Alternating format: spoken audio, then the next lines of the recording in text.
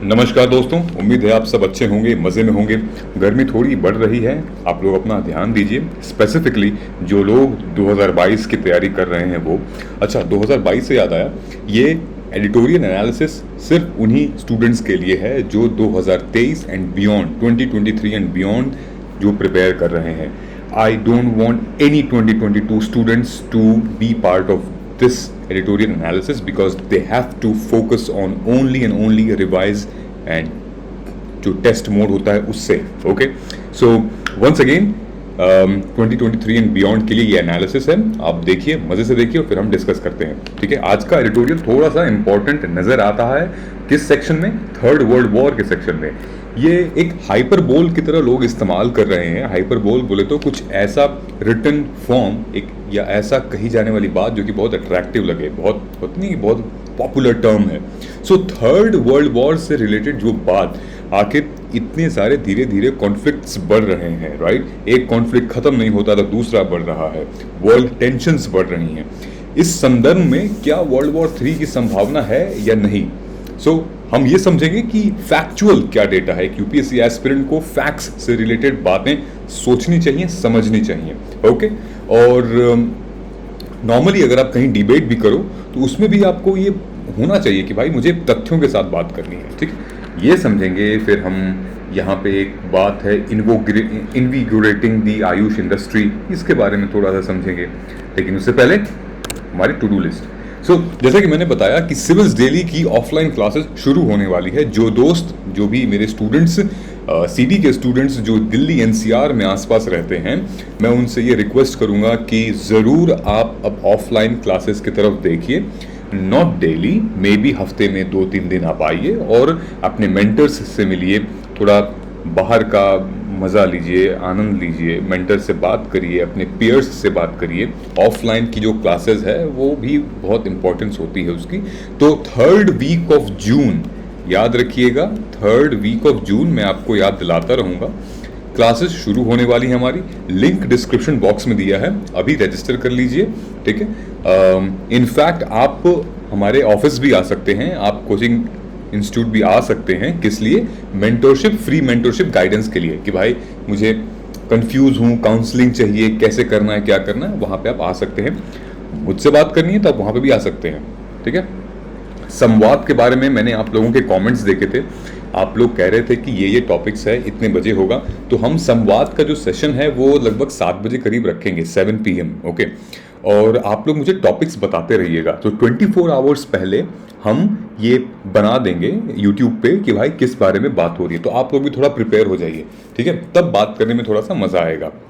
YouTube live से related मैं आपको कुछ बताना चाहता हूँ कि ये जो प्रोग्राम है कॉलेज के बाद यूपीएससी आईएएस प्रिपरेशन, ये डे 1 एडवांटेज क्या होता है, ये सभी एस्पिरेंट्स को मेरा एक मैसेज है कि जो आप सेकेंड ईयर में हैं या थर्ड ईयर में हैं या आप अभी 12th में भी हैं, तो इस वीडियो को ज़रूर देखिएगा। मैं 5 तारीख को, यानी कि 4th ऑफ मे, कल नहीं परसों, कल आई थिंक ईद है, तो सबसे पहले तो ईद की ढेर सारी शुभकामनाएं आप सभी को, स्पेसिफिकली जो हमारे मुस्लिम भाई बहन हैं, दोस्त हैं, उनको।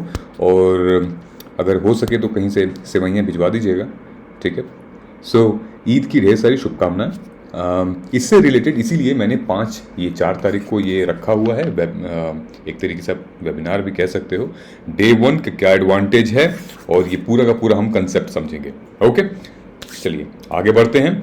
ये मैंने ऑलरेडी आपको बता दिया है, ये वर्किंग प्रोफेशनल्स और बिगिनर्स के लिए हमारा ऑफलाइन क्लासेस शुरू होने वाला है, फाउंडेशन बैच। संवाद के बारे में मैंने डिस्कस कर लिया है आपसे और ये हमारा कम्युनिटी स्पेस है जहाँ पे आप मुझसे जुड़ सकते हैं, आप हमारे यूट्यूब टीम से भी जुड़ सकते हैं, अपने क्वेश्चंस पूछ सकते हैं, डाउट, जहाँ हम आपको रिस्पॉन्ड करेंगे। ठीक है, and please do not forget to like, share and subscribe and press the bell icon to subscribe to our channel. ठीक है, चलिए हम आगे बढ़ते हैं। आज का जो सबसे प्राइम एडिटोरियल एनालिसिस है वो है वर्ल्ड वॉर 3 से रिलेटेड। ठीक है, the world war 3 talk that could be hyperbole. ठीक है, ज़रूरी नहीं कि भाई लोग कह रहे हैं तो वर्ल्ड वॉर 3 होगा ही, आपको भी एक ज़मीनी हालात पता होने चाहिए, ग्राउंड रियलिटीज़ आपको पता होनी चाहिए क्या है। ठीक है, सो बेसिकली जो कॉन्फ्लिक्ट्स चल रहे हैं वर्ल्ड में, चाहे वो यूक्रेन रशिया क्राइसिस हो या फिर यूरोप का जो एनर्जी जो कंजम्पशन है वो बहुत तेज़ी से बढ़ रही है, ऑयल क्राइसिस हो या फिर श्रीलंका में जो क्राइसिस चल रहा है वो हो, या म्यांमार में क्राइसिस चल रहा है, तो ऐसा देखने को लगता है कि इन कॉन्फ्लिक्ट्स के बीच में शायद ये वर्ल्ड वॉर 3 की संभावना है। अभी आप देख सकते हो कि रशिया और जापान के बीच में उस आइलैंड को लेके, कुर्लिंग आइलैंड को लेके एक अलग विवाद चल रहा है, राइट। सो हम इस पूरे आर्टिकल को एक एनालिसिस करेंगे कि कौन कौन सा फैक्ट्स है जो इस बात को सपोर्ट करता है, ठीक है। So let us start here. So basically the third world war talks about that could be hyperbole, कि पास्ट वीक से हमें यह देखा गया है कि जो यूक्रेन का जो रेजिस्टेंस है, यूक्रेन ने अच्छी परफॉर्मेंस दी है रशिया के इन्वेजन के खिलाफ। मतलब कि नो डाउट कुछ लोगों ने सपोर्ट किया है, लेकिन यूक्रेन ने ऑफिशियली एक बहुत अच्छी परफॉर्मेंस दी है फिलहाल जो रशिया की जितनी भी मिलिट्री अग्रेशन रही हैं उनके खिलाफ। चाहे वो सिविल राइट्स वॉर से रिलेटेड हो गया, चाहे वो उनके मिलिट्री टैंक्स को रोकना हो गया, चाहे वो अपने देश में अमन शांति की बात वो कर रहे होंगे जो भी व्लादिमीर ज़ेलेंस्की हैं जो वहाँ के प्रेसिडेंट हैं। तो यूक्रेन की परफॉर्मेंस अभी ठीक रही है।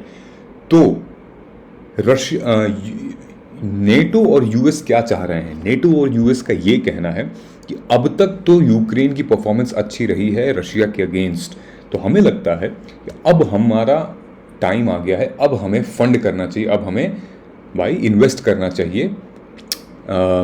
किसके रिगार्डिंग? यूक्रेन को हम सप्लाई करना चाहिए कई सारी चीज़ें। तो वही सारी चीज़ें यहाँ बता रहा है कि amounting to several million dollars का लीथल वेपन का पैकेज नेटो और यूएस देना चाह रहा है यूक्रेन को, ताकि भाई मामला सेट रहे उसका, ठीक है। इसको मैं इधर कर देता हूँ, थोड़ा सा अलग करते हैं आज, ठीक है।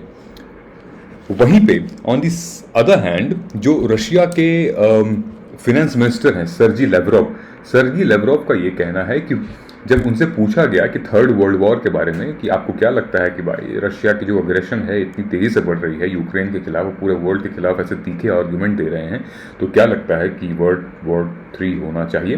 तो उनका एक सीधा साधा सिंपल एक स्टेटमेंट था। उनका ये कहना था कि जब तक नाटो अपना मेंबरशिप फैलाते रहेगा रशिया के बॉर्डरिंग कंट्रीज पे, हम शांत नहीं बैठेंगे। यूक्रेन को नेटो का मेंबर हम नहीं होने देंगे। और रही बात की अभी जो न्यूज़ चल रही है स्वीडन और फिनलैंड को, ये स्वीडन है यहाँ फिनलैंड है, उसको नेटो का मेंबर बनाने के लिए, तो अगर ऐसा हुआ तो हम बिल्कुल शांत नहीं रहेंगे एंड वॉर मीन्स वॉर होगा। क्योंकि ऐसा लगता है रशिया को कि नेटो और यूएस जो हैं वो एक तरीके से प्रॉक्सी यूज़ कर रहे हैं, लड़ाई करने का एक जरिया यूज़ कर रहे हैं उन कंट्रीज़ को लेके, चाहे वो यूक्रेन ही क्यों ना हो। तो इन्होंने यही कहा है कि is engaged in war with Russia through its proxy and is arming that proxy। अगर मैं बात करूं तो ये रशिया का पूरा क्षेत्रफल है, ठीक है।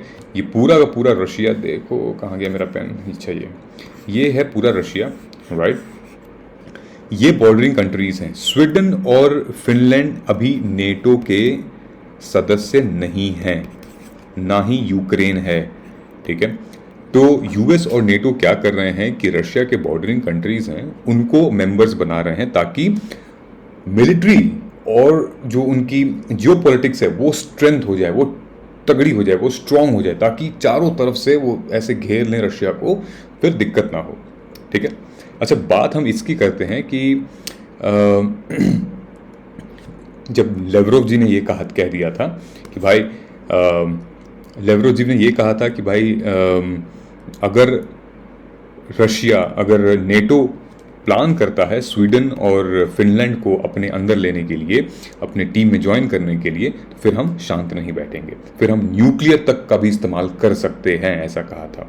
सो mister Lavrov not only one talk about the nuclear weapon, ठीक है, जो फॉर्मर प्रेसिडेंट रह चुके थे और अभी जो रशिया के सिक्योरिटी काउंसिल के चेयरमैन हैं दिमित्री मेदवेदेव, सिमिलरली उनका भी यही कहना है स्वीडन और फिनलैंड के पर्सपेक्टिव में, ठीक है, दैट अगर ये दोनों कंट्रीज ज्वाइन करते हैं US led military alliance, then Russia would not hesitate to deploy nuclear weapons and hypersonic missile to meet the threat this post. Okay, so He ominously added that in such eventuality there would be no more talks of a nuclear free ballistic. अच्छा, एक बात बताओ, अब तो अगर US Russia पे attack करता है न्यूक्लियर, तो आपको लगता है चाइना शांत बैठेगा? आपको लगता है नॉर्थ कोरिया शांत बैठेगा? वहीं पे अगर रशिया अटैक करता है यूएस पे, तो आपको लगता है यूरोप शांत बैठेगा या फिर नेटो कंट्रीज वो शांत बैठेंगी? South Korea, Japan? नहीं। तो ये सिर्फ और सिर्फ किसी एक कंट्री के न्यूक्लियर पावर होने की बात नहीं है। अगर आप यूज करोगे तो और भी लोग यूज करेंगे। ये बात यहीं कही गई है कि जो 1945 में जो न्यूक्लियर पावर यूज हुई थी हिरोशिमा और नागासाकी पे, वो सिर्फ और सिर्फ जापान पे इफेक्ट नहीं आया था, उसके पूरे देश में, पूरे वर्ल्ड में उसकी इंप्लीकेशंस थी, पूरे वर्ल्ड में उसके कॉन्सिक्वेंसेस थे। तभी कोल्ड वॉर का मसला शुरू हुआ था, right? So nuclear weapon are no longer the monopoly of single power. A nuclear attack by any one of the major nuclear power countries की वजह से और भी लोग उसमें शामिल हो सकते हैं और ये एक भीषण रूप ले सकता है तबाही का। Russia, United States, China would bring instant retaliation. ठीक है, तो nuclear balance today is unfavourable to the west for Russia and China. Between them have a combined strength of nuclear weapon which is bigger than the West. Russia और China को मिला दें, एक तो वैसे भी लैंड मास बहुत ज़्यादा हो जाएगा, दूसरा इतना बड़ा पावर, सुपर पावर क्रिएट हो जाएगा कि वेस्ट कमज़ोर लगेगा।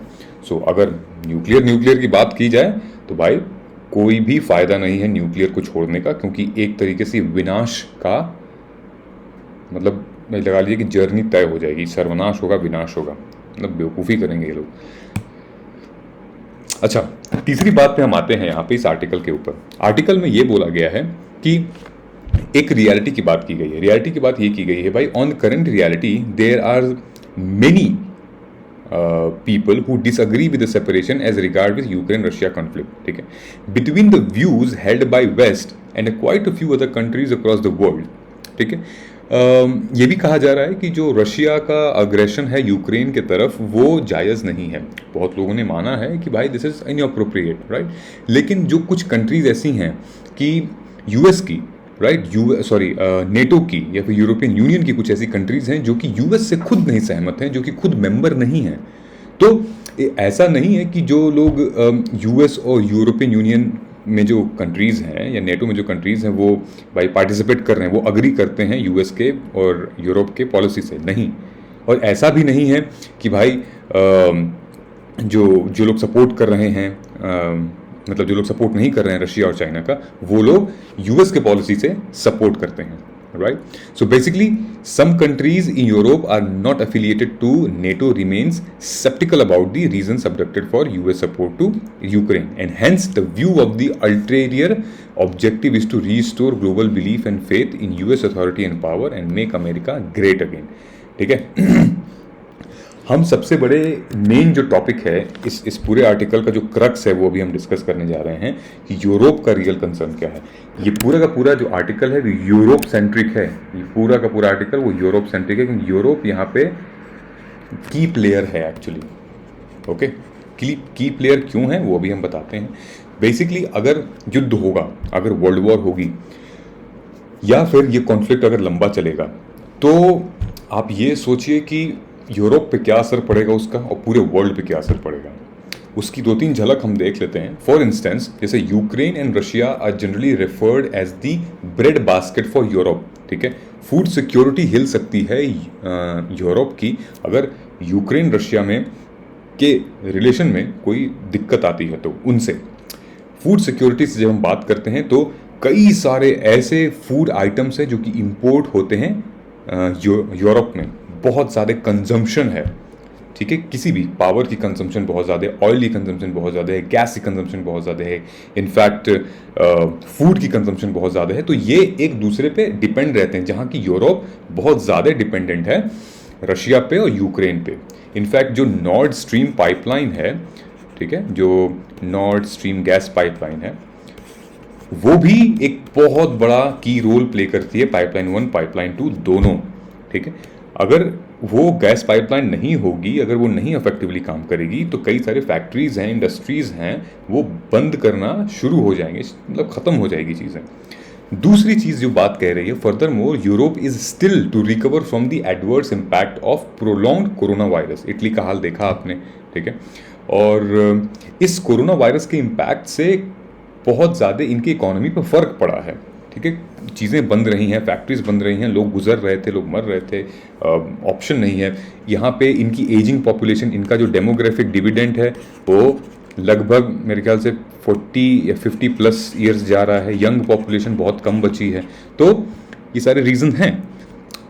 Now as World Trade Organization has downgraded Europe's trade forecast to 3.1% to 4.7 this year. मतलब पहले जो 3% का इंपोर्ट लेता था, ट्रेड करता था, अब वो 4.7% का, तो ये बढ़ रहा है, राइट। और वो भी अभी इस हल्का मल्का जहाँ पे भाई चल रही हैं चीज़ें, ट्रेड ऑफ हो रही हैं। सोचिए जब रुक जाएगा तो कैसा मामला होगा।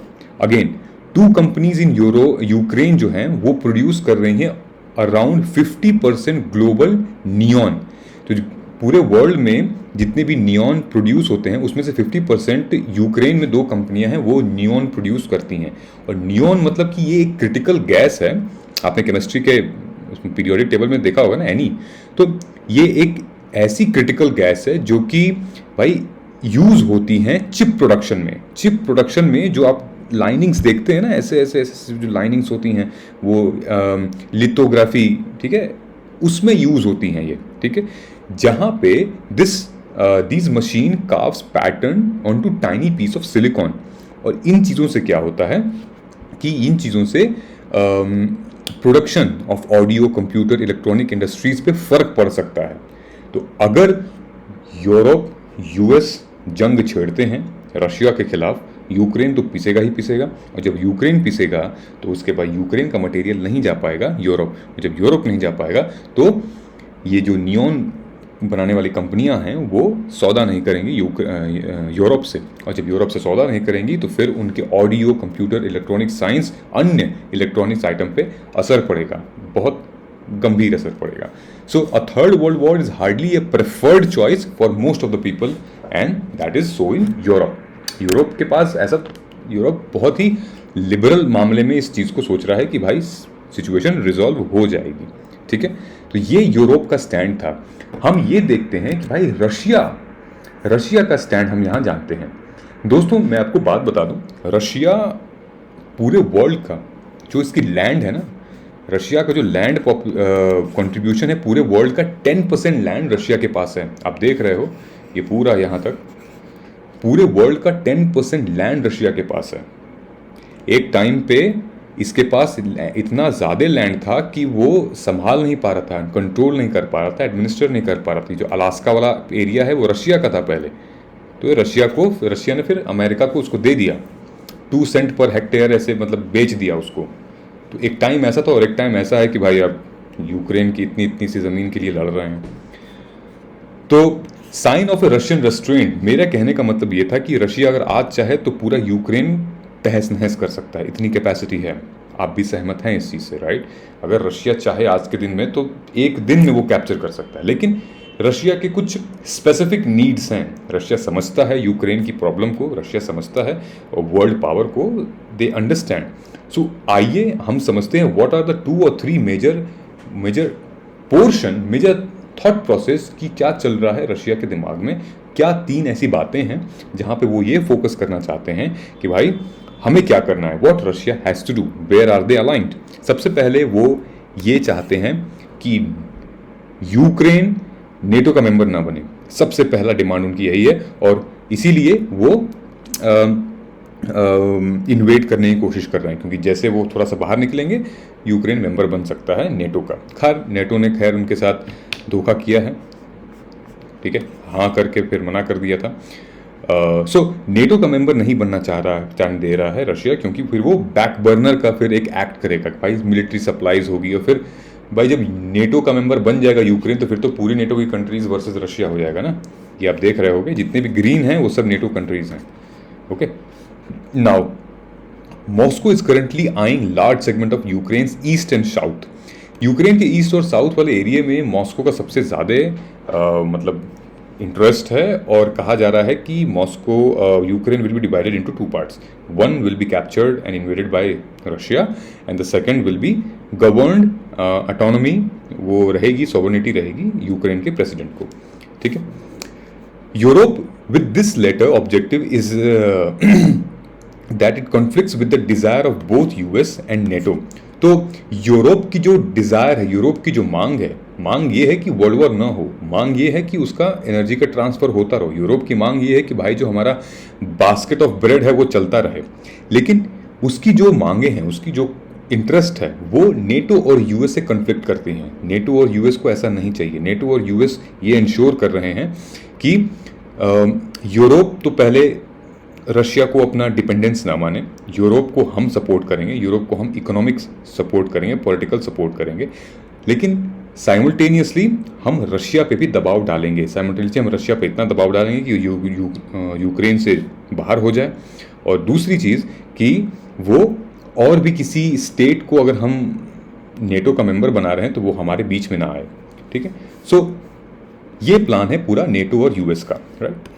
This explains the intensity in which the US has mustered and NATO's capabilities to resist Russian invasion of Ukraine and inflict permanent economic and political damage on Russia and its military power.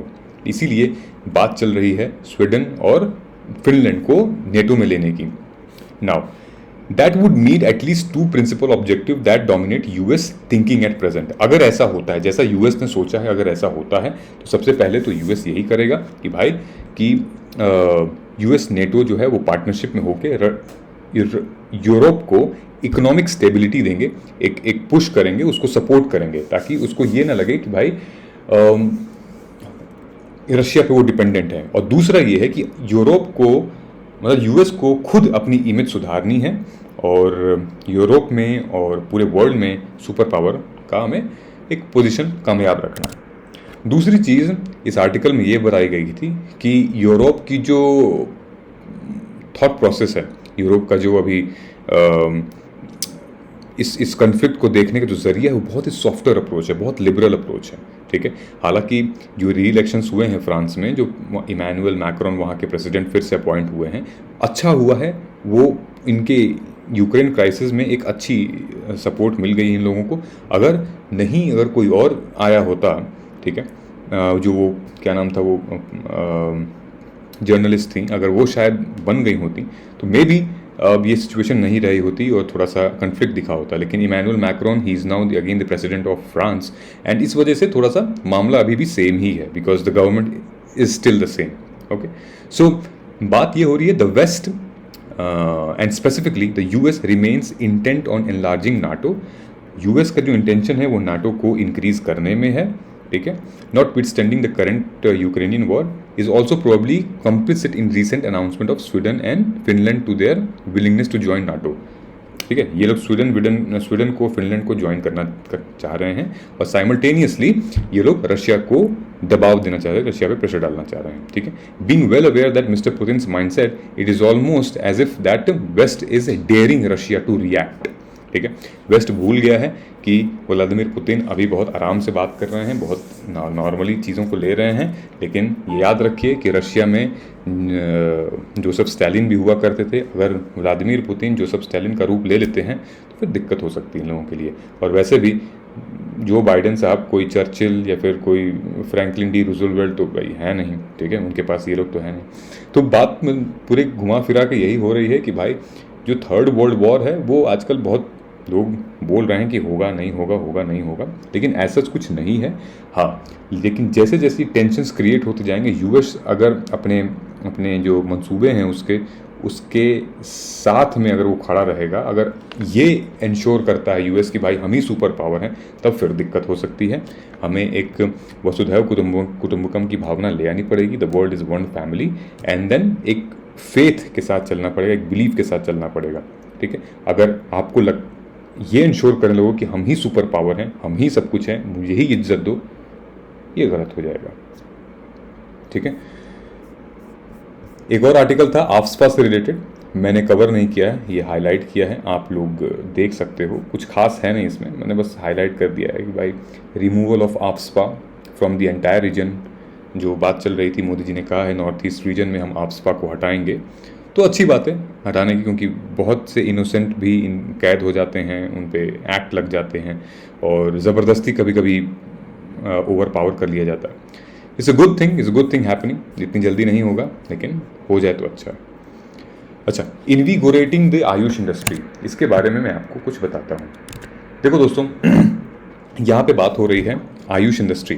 जब हम Ayush industry की बात करेंगे, Ayush industry क्या है? ये India की traditional medicine का एक पूरा का पूरा कंसेप्ट है।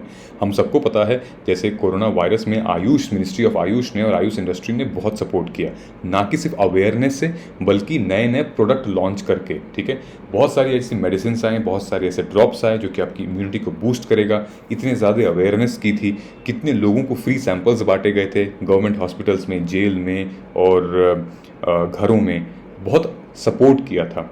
तो कहा जा रहा है कि जो ट्रेडिशनल मेडिसिन की मार्केट है ना, ट्रेडिशनल मेडिसिन से लोगों का बहुत ही जुड़ाव होता है, एक ट्रस्ट होता है। ठीक है, कि काढ़ा वाला सिस्टम आप देख रहे थे कि लोगों को पता है कि हाँ थोड़ा सा छींक आएगी या फिर कुछ दर्द हो रहा है तो आप ये यूज़ कर लो, आप वो यूज़ कर लो, घर के नुस्खे वाली चीज़ें। तो इसकी मार्केट बहुत बड़ी है।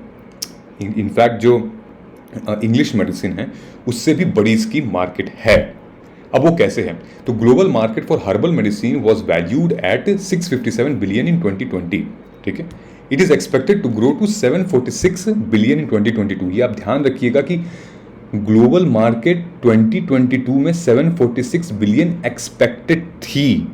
अब आप देखिए, आईबीएस वर्ल्ड रिपोर्ट के हिसाब से चाइना की जो मार्केट है वो 37.1 बिलियन है। ठीक है, ट्रेडिशनल मेडिसिन की। ये कहा जा रहा है कि 2030 तक चाइना की जो मेडिसिन मार्केट है वो ग्लोबल मार्केट से बड़ी हो सकती है। सिर्फ चाइना की। सोच रहे हो आप कितना? चाइना की मार्केट कौन सी है समझते हैं। The growth of TCM industry मतलब कि traditional Chinese medicine market industry in China has attributed to immense attention of this sector, और वो अपने कंट्री में बहुत ही अच्छी पोजीशन पे है और उसको एक्सेप्टेंस मिली है अपनी कंट्री में। राइट, 1982 में कॉन्स्टिट्यूशन था चाइना का, उसने इसको अडॉप्ट किया है और ये कहा है कि भाई हम तुम्हें फुल रिकॉग्निशन देते हैं, टीसीएम यानी कि ट्रेडिशनल चाइनीज़ मेडिसिन को हम फुल रिकॉग्निशन देते हैं। और इससे रिलेटेड हर एक सेगमेंट में फंडिंग की गई थी, हर एक सेगमेंट में अकाउंटेबिलिटी थी, इंश्योर कर रहे थे कि ये रिमोटेस्ट एरिया तक पहुँचे। और इनफैक्ट इनका ट्रेडिशनल मेडिसिन और जो इंग्लिश मेडिसिन है, जनरल मेडिसिन, वो भी मॉडर्न मेडिसिन, वो भी एक ही छत के अंदर प्रोड्यूस हो रहा था। तो मतलब ये इंडस्ट्री इतनी बड़ी है चाइना में कि 2030 तक ये पूरे वर्ल्ड का जो मेडिसिन कैपेसिटी है उसको बीट कर सकती है, सिर्फ एक कंट्री। अब आइए जानते हैं नाम स्कीम क्या है। ठीक है, नॉन अलाइंग मूवमेंट नहीं, नाम scheme is national Ayush mission. ये मिशन 2014 में लॉन्च किया गया था। कौन लॉन्च किया था? Of course Modi ji launch किए थे, और department of Ayush and ministry of health and family welfare ने इसको लॉन्च किया था। क्यों लॉन्च किया था?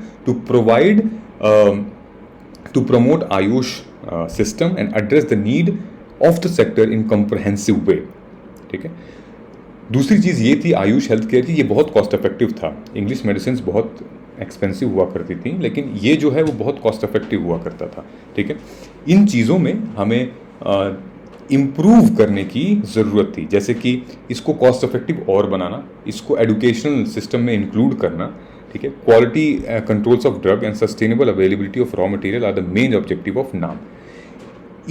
इन सारे एस्पेक्ट्स का ही मेन ऑब्जेक्टिव है नाम का। तो industry is projected to reach 23.2 billion in 2022 में, और फिर ये कहा जा रहा है कि भाई लगभग 2030 तक आप ऑलमोस्ट 40 बिलियन तक अचीव कर सकते हो। ठीक है, the Indian herbal medicine market जो अभी है वो 18 बिलियन की मार्केट है। ठीक है, तो बात यहाँ की जा रही है आयुष सेक्टर की। Ayush sector has grown from 17% from 2014 से 20 तक ग्रो हुआ है, और सबसे ज़्यादा ग्रोथ हुआ है लास्ट 2-3 मंथ्स में, जब कोविड का टाइम था। ठीक है, हम समझते हैं यहाँ पे, ये जो मैंने आर्टिकल दे रखा है उसको आप देख सकते हैं, मैं PDF शेयर कर दूंगा अपने कम्युनिटी प्लेटफॉर्म पे। तो under the medicinal plant components नाम स्कीम जो है 2015 से 16 और 20 से 21, जो उसके कल्टीवेशन के प्रायोरिटीज़ हैं वो अलग अलग तरीके से हैं। ठीक है, जैसे कि कुछ आइडेंटिफाइड क्लस्टर जोन्स हैं उनको सपोर्ट करती है। For example cultivation of plants on farmers land, ये सपोर्ट करता है, इस पे आपको वो भी मिल सकता है, बेनिफिशियरी भी मिल सकता है, इस पे आपको सब्सिडी मिल सकता है। Establishment of nurseries with in backward linkage, post harvest management with forward linkage and primary processing marketing, and all are covered under this scheme. In case अगर आपको लगता है कि भाई आप इस क्षेत्र में कुछ काम करना चाहते हैं तो बहुत सारे ऐसे सब्सिडी हैं इस स्कीम के अंदर जिसको आप अवेल करके आप आत्मनिर्भर बन सकते हैं। ठीक है, अच्छा, आत्मनिर्भर से याद आया कि ये जो पूरा का पूरा जो सेटअप है, जो आइडिया है, वो मिनिस्ट्री ऑफ फाइनेंस ने ऑलरेडी अनाउंस किया था कि 4,000 करोड़ का पैकेज रहेगा इस पूरे के पूरे सेक्टर में, जो कि एक आत्मनिर्भर अभियान का बहुत बड़ा प्रोजेक्ट है और वो प्रमोट करेगा हर्बल कल्टीवेशन। ठीक है, तो एक टाइम था हम जब हर्बल मेडिसिन के लिए भी हम चाइना से इंपोर्ट करते थे। ठीक है, लेकिन अब जो है वो हर्बल कल्टीवेशन के नाम पे हम आत्मनिर्भर भारत होने की कोशिश कर रहे हैं। दूसरी चीज़ ये है कि भाई हम आयुष जो सेक्टर है वो कुछ मल्टी डायमेंशनल थ्रस्ट उसको चाहिए। वो क्या है मल्टी डायमेंशनल थ्रस्ट? भाई किन किन एरियाज़ में हमें काम करना पड़ेगा? इंस्टीट्यूशनल लेवल पे काम करने का, मैसिव अवेयरनेस वाले एरिया में काम करना पड़ेगा, promotion of cultivation of medicinal plant by farmers, to trade relation related to intervention and quality focus measures, इस वाले एरियाज़ में हमें काम करना पड़ेगा। अब SMPBs क्या होता है? SMPBs को स्ट्रेंथन करना सबसे मोस्ट इंपॉर्टेंट है। इस आर्टिकल का क्रक्स यही वाला पैराग्राफ है कि अगर हम SMPBs को मजबूत करते हैं, उसको एम्पावर करते हैं, उसको अवेयर करते हैं, तो हमारा 90% ऑफ द चीज़ें आराम से क्लियर हो जाएंगी। ठीक है, मैं आपको बता देता हूँ स्टेट मेडिसिनल प्लांट बोर्ड्स। ठीक है, फॉर एग्जांपल अगर मैं दिल्ली में गया, मेरे घर के बाहर ही थोड़ी दूर पे ही नर्सरी है, आपने देखा ना यहाँ पे establishment of nursery with backward linkage, तो मेरे घर के थोड़ी दूर ही नर्सरी है, प्लांट्स का शौकीन हूँ मैं। तो जब नर्सरी में मैं गया तो एक अलग सेगमेंट था जहाँ पे मेडिसिनल प्लांट्स का अलग ट्रीटमेंट चल रहा था। उसकी ग्रोथ, उसका टेम्परेचर, उसकी देख रेख अलग लेवल पे थी और उसका एक अलग सा सेगमेंट रखा गया था मेडिसिनल प्लांट्स के लिए, जो कि फिर वो जाता आयुष इंडस्ट्री में, जहाँ पे कंपनीज में बन रहा था, वहाँ से फिर वो मेडिसिन के रूप में बदलता। सो ये एक एग्जाम्पल था। आप अपने आसपास भी देख सकते हैं, जिस राज्य में आप रहते हैं वहाँ पे ये SMPB वाला सिस्टम है कि नहीं, आप उससे सीख सकते हैं। अपने आसपास के एनवायरनमेंट में देखिए, ये सब चीज़ें समझ जाएंगे आप। तो बात यह है कि national medicine plant board, the NMPB, implements the medicine plant component of AYUSH through cells through states bodies. कैसे कैसे हैं? स्टेट मेडिसिनल प्लांट के थ्रू ये ऐसे डिस्ट्रीब्यूट करते हैं। The organization structure of SMPB needs to be strengthen. अब जो ये कह रहे हैं ऑर्गेनाइजेशन, मतलब कि स्ट्रक्चरल चीज़ें कहते हैं। ठीक है, एक होता है स्ट्रक्चरल चीज़ें होती हैं और एक होता है फंक्शनल चीज़ें। तो जब स्ट्रक्चर ठीक रहेगा उसके बाद आप फंक्शन को ठीक कर देंगे तो प्रोसेस आराम से कंप्लीट हो सकता है। लेकिन जब स्ट्रक्चर ही नहीं ठीक रहेगा तो फंक्शन आप जितना भी ठीक कर लो, मतलब वर्थलेस है उसको करना। So they should have expert from which field? From conservation, cultivation, R&D department, research and development, herbal garden, nurseries, IEC, marketing, trade medicinal plants. हर एक्सपर्ट को चाहिए इस क्षेत्र में, जो एग्रीकल्चर वाले जो तैयारी करते हैं, इन्वायरमेंट एंड इकोलॉजी वाले जो स्टूडेंट्स होते हैं, जो कॉलेज ग्रेजुएशन कोर्सेज होते हैं, जो साइंटिस्ट बनना चाहते हैं इस रेंज में। ठीक है, सो इन सारे जो सेगमेंट्स हैं, वर्टिकल्स हैं एडुकेशन के, इन लोगों में एक्सपर्ट्स ले आने पड़ेंगे, क्योंकि भाई एक्सपर्ट होने चाहिए कंजर्वेशन में, कल्टीवेशन में, रिसर्च एंड डेवलपमेंट में, हर्बल गार्डन में, तभी मामला आगे बढ़ सकता है। अच्छा, ऑन ट्रेड फ्रंट की बात करें तो developing comprehensive database on Ayush trade, products and raw material is needed. ठीक है, प्रोडक्ट और रॉ मटेरियल तो भाई चाहिए ही चाहिए। और दूसरा है, टू डेट मोस्ट ISM यानी कि Indian stand system of medicine product, herbal product and medicinal plant product are not identified under harmonize system. मतलब कि जो भी हर्बल प्रोडक्ट्स हैं या मेडिसिनल प्लांट प्रोडक्ट्स हैं या फिर ISM के प्रोडक्ट्स हैं, उनको HSN कोड नहीं दिया गया है। एक होता है हार्मोनाइज्ड सिस्टम, एक होता है harmonised system number. HSN number यही होता है कि जैसे आपके फॉर एग्जांपल आप क्रीम है, क्रीम में वॉलनट है, क्रीम में एलोवेरा है, तो उसका एक HSN कोड होता है। जो कि ये इंश्योर करता है, जो FSSAI है, FSSAI, वो इंश्योर करती है कि ये चीज़ें ऑथेंटिक है, ये चीज़ें अप्रूव्ड हैं, आप यूज़ कर सकते हो। तो HSN नंबर होना चाहिए हर प्रोडक्ट का, हर उस इंग्रेडिएंट का जो कि अप्रूव्ड होगा आयुष मिनिस्ट्री द्वारा, ठीक है। तो expansion of HS national lines to accommodate various feature of traditional medicine and medicinal plants based on existing requirement, ये सारी चीज़ें इम्प्लीमेंट होनी चाहिए इस प्रोसेस के अंदर, ठीक है। वही इसमें बता रहा है कि भाई कि Ayush industry in India can provide cost effective health care to people across the states, ठीक है। It has also ingredients of success to coexist with the modern health system as a choice based system of traditional medicine. अगर राज्य सरकार चाहें तो बहुत ही अच्छी तरीके से इसको इम्प्लीमेंट कर सकती है अपने राज्यों में, ताकि जो एक आउट पेशेंट का जो बर्डन होता है ना, खासतौर की ट्रीटमेंट का, दवाइयों का जो बर्डन होता है आम आदमी के कंधों पर, वो कम हो सकता है। ये दवाइयाँ सस्ती भी हैं और इनके साइड इफ़ेक्ट्स बहुत कम होते हैं। एक विश्वास है लोगों का, हमारे जो जनता है उनका विश्वास है, ट्रस्ट बना हुआ है ट्रेडिशनल मेडिसिन पे, और कॉस्ट इफेक्टिव है, ठीक है। तो ये रहा आज का एडिटोरियल एनालिसिस दोस्तों। आप देख सकते हो प्रीलिम्स और मेंस क्वेश्चन, ये इंपॉर्टेंट क्वेश्चन है कि भाई मोदी जी ने अभी रिसेंटली WHO के साथ मिलके एक सेंटर फॉर ट्रेडिशनल मेडिसिन की स्थापना की है। वो कहाँ की है, किस राज्य में की है, कौन से सिटी में की है, ये आप मुझे बता दीजिएगा। ये मैंने आप लोग को ऑलरेडी प्लेसेस इन न्यूज़ में कवर किया हुआ है। और तीसरा क्वेश्चन है, दूसरा भी आप लगाइएगा। तीसरा क्वेश्चन ये है कि जो भी हमने समझा है, Ukraine, Russia, NATO, Europe, US, जो क्राइसिस समझा है वर्ल्ड वॉर 3 से रिलेटेड, आपने क्या समझा है? 150 वर्ड में इस आर्टिकल को अगर आप अपनी भाषा में लिख के बता दीजिए तो मुझे लगेगा कि शायद आप मेरी वीडियोस पूरी देख रहे हैं और बातों को समझ रहे हैं। नहीं भी आता है मुझे बताइएगा, ठीक है, कहाँ आप फंस रहे हो वो मुझे बताइएगा। तब तक दोस्तों आप अपना ख्याल रखिए। Please do not forget to like, share and subscribe and press the bell icon, ताकि आप हमारी वीडियोज़ मिलती रहे, आपको दिखती रहे। कोई भी डाउट हो कम्युनिटी स्पेस पे आइए, हम आपसे डिस्कशन करते हैं, ठीक है। आप अपना ख्याल रखिए। तब तक जय हिंद, जय भारत।